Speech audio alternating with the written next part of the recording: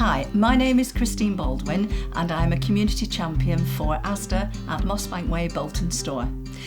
With my outreach activities, I do craft related items, and today I've brought along a really lovely gift idea for you. It's just using something known as an Indian printing block, and we're going to stamp the impression upon the piece of linen. So we're also going to look at creating possibly a greetings card with the same technique. Okay, very simple to do, but makes a lovely idea for a gift. So the first thing that you will do is decide where you're going to purchase your frame from, and when you get your frame, make sure that it is going to work with the colours that you're going to use onto the linen. So this particular one, the first thing that you do when you buy a frame, it actually has something called an aperture in the middle. Okay, so that's just sat within the frame. So you need to pull it to pieces, take out the aperture, and that's going to dictate what size you are going to cut your linen to. Okay, so every frame has something like this, an aperture. So once we've taken the aperture out, we will get some linen. This can be found at any good fabric or haberdashery store, quite a nice weight of linen. And you will take the piece and attach the aperture onto the linen. Okay, you will pin it into place and you will cut it. So then that tells you what's the exact size that you need to work on with your design. So once we've cut it, we're then going to go to the next stage. I'll just mention the Indian printing blocks actually come from somewhere called Arty Crafty. Okay, it's a company, and I'll give you the website later. So they actually sell these printing blocks, which are really important. This is a nice thick printing block, and you have to use one of these because that absorbs the weight of the print. There are cheaper ones that you can get from Hobbycraft, which are just £1 in cost, but I do advise the thicker one actually gets a better print on it. Okay, so we're going to place one on top of the other. We're going to decide upon which block we're going to use. Now, in the past, I have purchased several different blocks, which I will show you afterwards.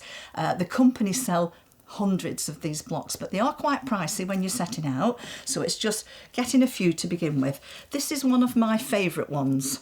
Okay, so when you've printed with this, you can actually wash the block in warm soapy water to remove the paint from it, and they dry quite quickly.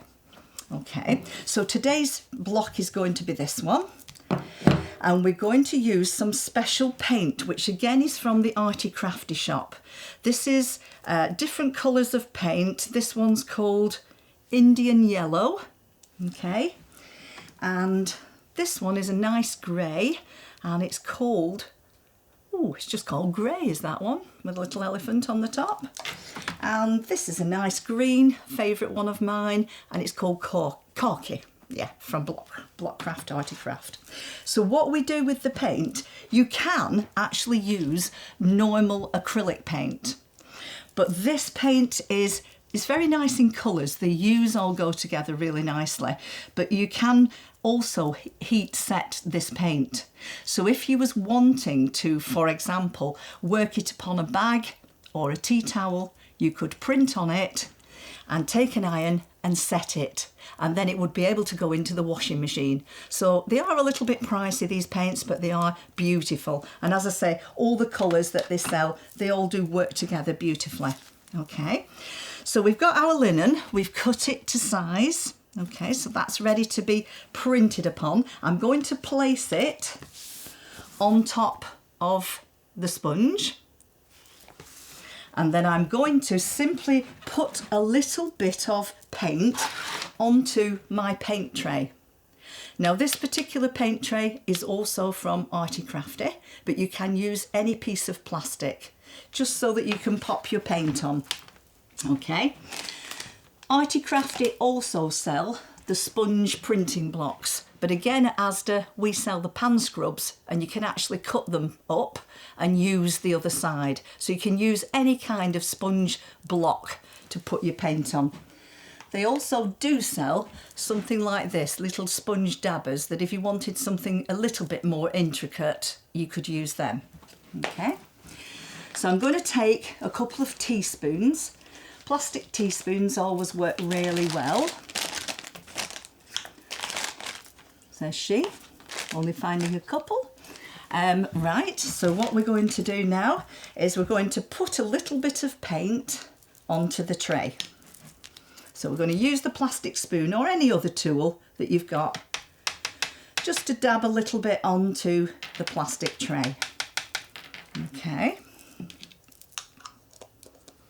so that's our lovely grey, and then we've got a sponge block ready to print with it.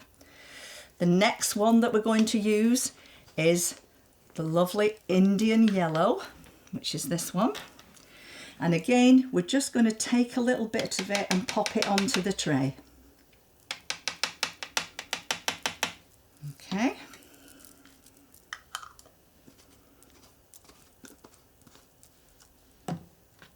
And the final one is our beautiful khaki green one. And again, we're just going to take a little bit of that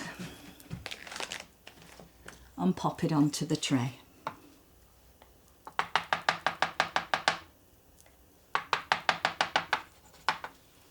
Okay, so that's our three colours ready to work with.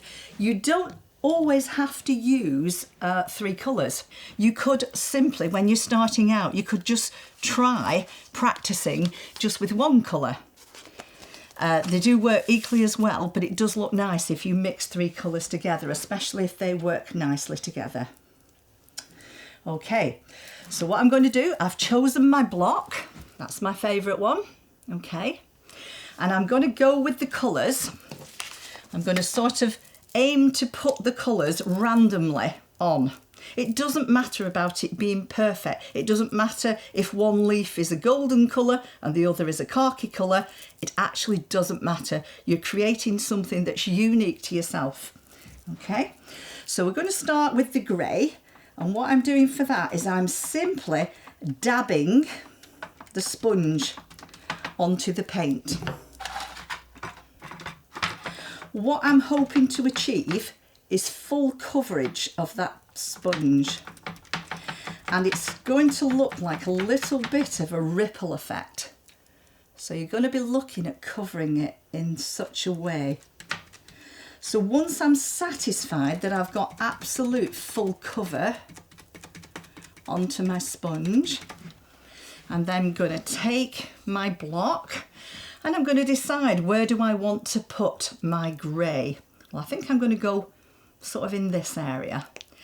So now upon the raised area, I'm actually dabbing the sponge, and I'm dabbing it so that I can see that I have fully covered all the raised area that I'm particularly working on at the moment. Okay, so that's what that's looking like. This paint does dry quickly, so you have to work quickly. So that's my grey in place. I'm now going to do the exact same with the sponge, and you can wash these sponges when you've used them. Rinse them out, warm soapy water, let them dry. They dry quite quickly. Ready for your next session. So we're just dabbing again, getting a rippled effect, but making sure that we've got what I call full coverage.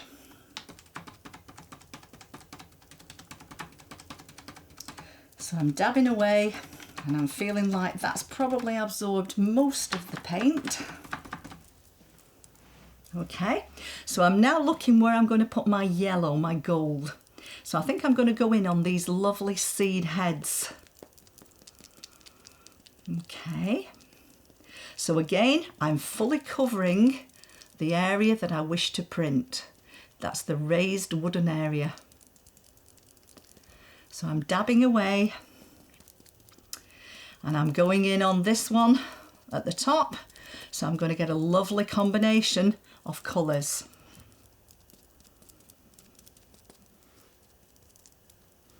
So there we go. We've got our golden ones in place. We can even go over, if you've put a colour and you're thinking, oh, I wish I'd not done that, you can actually go on top with another colour. It's not a problem. That's why I love these. I mean, they're great for children as well. So I'm leaving that one. Now I'm going on to my third one, which is my khaki. So that's going to be the rest of the remaining area that I cover with this one. So again, getting full coverage onto my sponge. Getting a full cover. That's the khaki green, beautiful colours all working so well together. And I'm going to go in on the areas that I haven't got any paint, which is the raised areas, just dabbing away, making sure that I've got all the raised area covered in paint of one colour or another. I might want to change something I've done. I can go on the top with the paint. There's nothing precious. This is just totally unique to yourself, okay? So looking like I've got a full cover there, I'm going to take the block, okay, and I'm going to press it upon the sponge mat with the linen already on top. I'm going to decide where I'm going to put it, probably go for a central point. I may have to just move that out of the way so that you can see. So I've placed it in place and I'm now going to apply pressure. So I get my hand and I usually push all my weight, and I sometimes rock my hand from side to side, because what I want is equal pressure all over that Indian printing block. Okay, so hopefully that's enough pressure and the mat absorbs the weight, but it really takes it beautifully onto the fabric. And then the moment of truth, we lift it up and hey presto, we've got a beautiful print.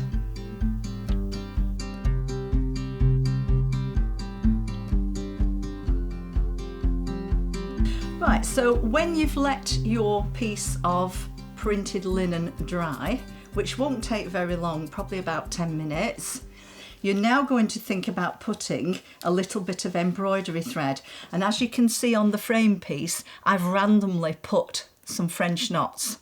I've used the thread that you can buy from Hobbycraft, which is just normal embroidery thread, matching of course the colour with what you've printed. And normally the embroidery thread comes in lines of 6 threads.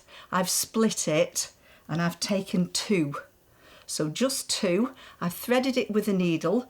I've put a little knot in the back end. And I'm just going to simply randomly throw a few French knots here and there. Okay, so we're starting from the back, going through to the front. So I've got a little knot that's going to hold it in place. So I'm simply, for those who don't know how to do a French knot, very easy, one of the most easy stitches. So you take the thread, wrap it around the needle 4 times, okay? Then you take it, pulling it back down, get it tight, taking it back from front to back, pulling it gently in place. And there you've got your first little French knot. Okay, so what we're going to do is just put a few of the French knots around. So I'm going to just take the needle from the back to the front again. I'm going to wrap it around 4 times. And then I'm going to pull it tight, put it back into the centre spot, holding it in place, taking it back down from front to back, pulling it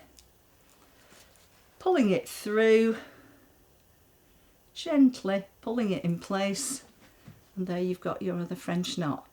So you will simply decide where you're going to put these French knots. So I've done a random mix in green, And then I've also taken grey embroidery thread. Now this again is bought from Hobbycraft.